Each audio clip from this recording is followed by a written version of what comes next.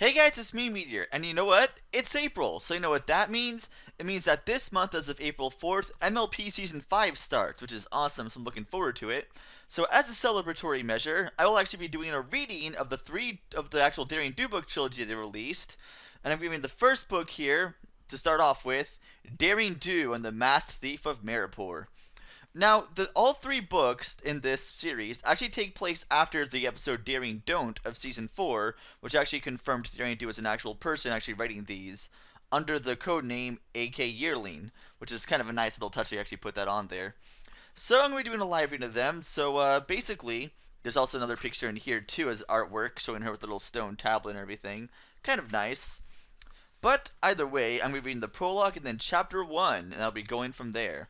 So hope you guys enjoy as I do a little reading here. And hopefully I don't mess up in the pronunciation of words, which I probably will, admittedly. But anyway, let's begin. The colossal silver unicorn glanced back at his mud-smeared flank and cringed. The dirt didn't cover his hideous scar entirely, but hopefully the blanket of the midnight darkness would dim the monstrosity. Grrrr, he growled in anger. Pacing the steep edge of a vast fiery pit, let them see my scar. The pony hung his head in shame as a familiar mix of regret and longing overtook him. It seemed like eons since the incident, yet there he was, back in the very villages he had once sworn to protect, except this time he would destroy them. It was true that without his cutie mark, the stallion had become a mere shadow of his former self, for where there was once joy, there was now endless melancholy. Resentment had replaced kindness, and deep in his heart cowardice took up residence instead of valor. But the worst part of all was that the inimitable magic that had made him so special in the first place had been damaged beyond repair. Or so he had thought before learning of the Vehuvius Hex.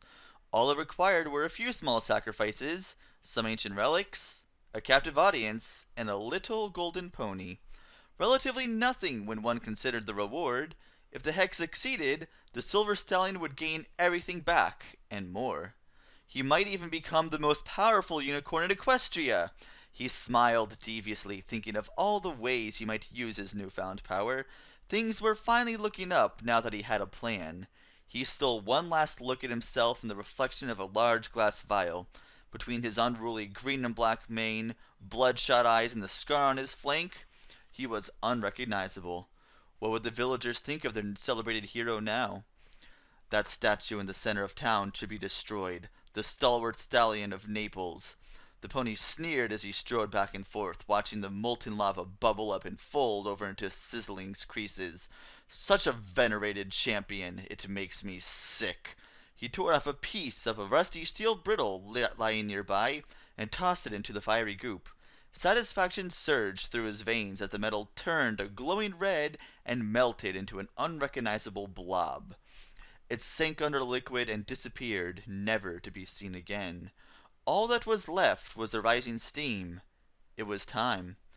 The stallion took one last look at his lair and took off in a canter up a narrow dirt tunnel, his mane and tail billowing behind him. Tonight he would strike again to get closer to his prize, and there was no pony in all of Equestria who could stop him. So now we're heading over to Chapter 1, On the High Seas. As Daring Do riffled through her saddlebag, she began to feel queasy, and it wasn't from the rocking of the great ship upon the choppy, churning sea. It was from the realization that all that was left of her rations, which had once been a carefully selected bounty of dried apples, salted carrots, and sea-crusted loaf, was one stale piece of bread. It wasn't even enough to feed a filly. If only her supplies hadn't been depleted during the storm over the Philippine Sea, Daring could have held out longer here on board the SS Blue Peter, but a life on the water was an unpredictable one, and the currents had thrown the ship far off course. As a result, the adventurer hadn't been able to sneak off board at any port, let alone into a general store to replenish her provisions. The entire crew was starting to run low on necessary supplies. Of course, borrowing from the ship's galley again was always an option, but that endeavor would be risky. The sailors took careful inventory of the commodities, and if something went missing, Daring Do would soon be discovered. 3 days prior she'd been given into temptation and pilfered pot pie from a tall stack about to be served to the crew for supper. No pony had noticed. Daring had bitten into the flaky, buttery crust and gooey center with satisfaction. But later that evening, when she was full-bellied and poring over her tattered map of the deep unknown, a rare guide to the submerged temples of Tahiti, Daring Do overheard the cook, Greasy Spoon, chiding his helper, Square Meal, for eating more than his fair share. Greasy had threatened Square that if he didn't fess up, he'd go without meals for the next entirety of the next week. Square Meal lied out of sheer desperation and said he'd eaten 2 pies, chalking it up to Greasy's amazing cooking skills. That seemed to satisfy his boss. Daring had felt dreadful for the poor colt during the whole episode, but there was no chance she was going to reveal herself now. Daring had heard many a tall tale in seaside cafes of the consequences for stowing away on Captain Pony the Elder's ship, but they were not something she wished to confirm or deny. Although the captain was no pirate, the military stallion had a reputation for treating stowaways worse than Hoofbeard. Suddenly the ship lurched. Dirty pots piled in the wind basin clanked against one another, and Greasy Spoon hollered a curse. Daring's already weakened body slammed against the splintered wooden door, squashing her right wing. She groaned in agony. That wing had never been the same since her nasty crash landing in the jungle near the Yucatan Peninsula. It vexed her more than anything to have an injury. Daring gritted her teeth as she inspected the aching appendage. It hurt like mad. Maybe she didn't want to admit it to herself, but Daring Do was becoming fatigued by her many weeks at sea in search of the crystal sphere of Coombe. Legend said that the magical item could be found in one of the submerged temples of Tahiti, located 100 fathoms below the surface, held by a statue between 2 golden hooves beneath a shining metal rod.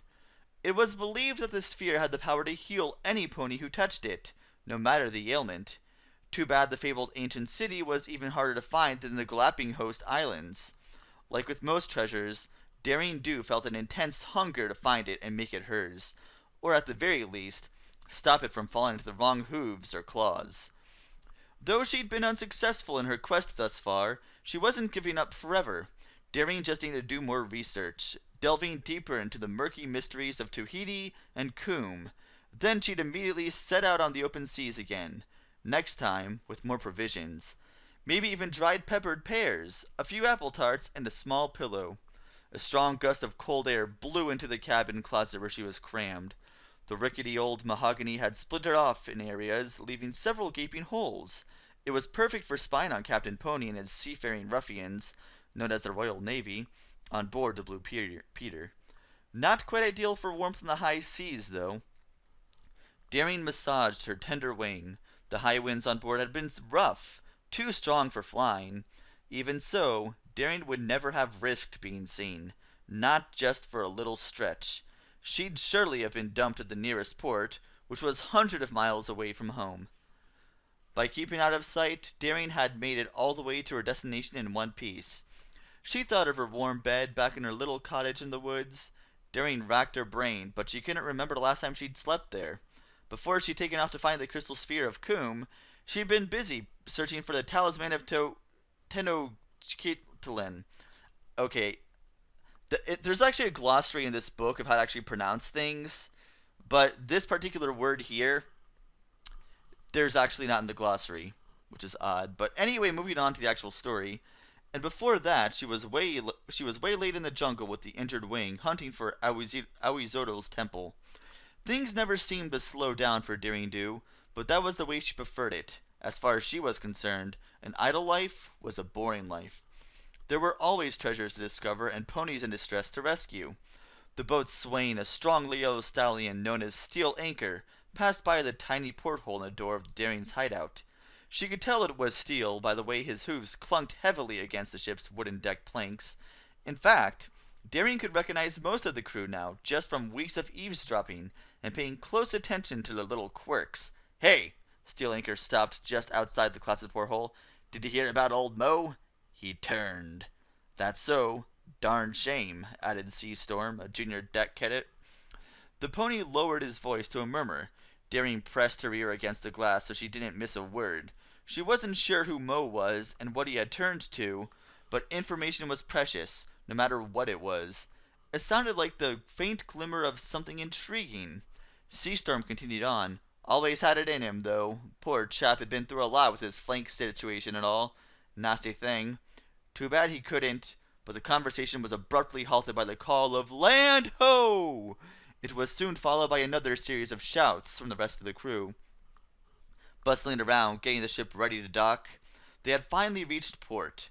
About time, Daring grumbled to herself. She tossed her map, piece of stale bread, and a stolen flagon of cider into her bag and prepared to disembark. If Daring's calculations were correct, the Blue Peter was currently docked at Horseshoe Bay, a sparkling little sapphire inlet on the east coast of Greater Equestria. Once she had successfully escaped the boat, the journey would take about a day to get home, as the Pegasus flies. The thought of stretching her wings made her feathers itch with anticipation. It was always strange to walk on land after so much time at sea, but at least she had other options. It was going to be wonderful to be on solid ground again, even if it meant that every step she took was going to make Daring's hooves feel like lead.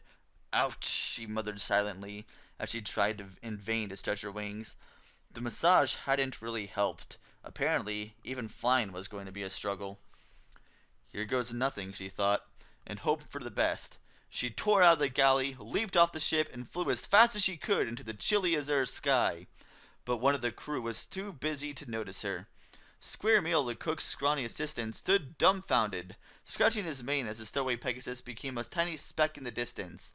Had he really just seen a gold pony with a gray and black mane fly out of the kitchen closet? Square Meal then remembered the missing pie and frowned. "Playtime's over, Captain Pony," Daring laughed, and as the ship became increasingly tiny beneath her, its little sails rolling up like the whole craft was about to be stashed into Philly's wooden toy box next to the blocks and dolls. "Thanks for the free ride," Daring called out with the tip of her pith helmet, though the seafarer didn't hear it. She was already well out of earshot, swooping through gusts and breezes, feeling as free as a dragon during its first migration season. Even though she was starving, exhausted, and sore, the golden pony couldn't help but smile as she veered her course homeward. She let the fresh, salty air fill her lungs and thought about what would happen next. Whatever it was, Daring Do couldn't wait to figure it out. There was no time for anything else when adventure was calling her name. And that concludes Chapter 1 and the Prologue. Not necessarily in that order, but either way, I hope you enjoyed. So next time, when I read this, we'll be heading to Chapter 2. See you guys then.